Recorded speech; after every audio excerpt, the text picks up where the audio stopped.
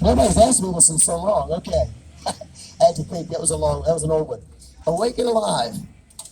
I wrote the song Awake and Alive for people that have been following Skillet for a long time. You might remember that is on the album Awake. That was around 2010.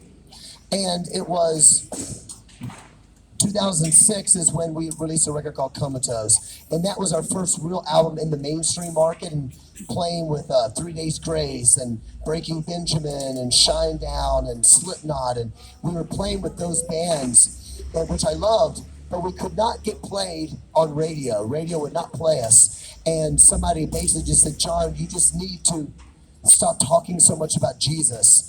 They're not going to play you on radio if you don't stop that.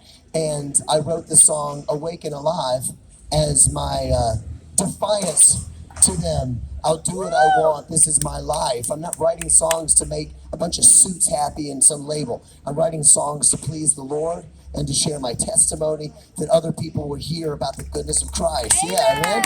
So, and the cool thing about that story is that Awake and Alive was our first number one radio song we ever had. So I wrote it in defiance towards that, and then God, I just think God was just like, now see what I'm gonna do. You know what I'm saying? I love bragging on Jesus, so I think that was a cool little moment.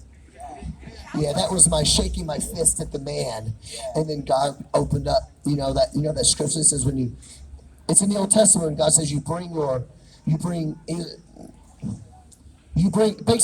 tithes to the storehouse. God was telling his people, give to me a tenth of your grain and this, that, and the other. And if you do, test me in this. If you do that, test me and see that I won't open up the windows of heaven and pour out blessing on you. Your storehouses will overflow. And I think that was one of those moments for me. So I love bragging on God. Yeah.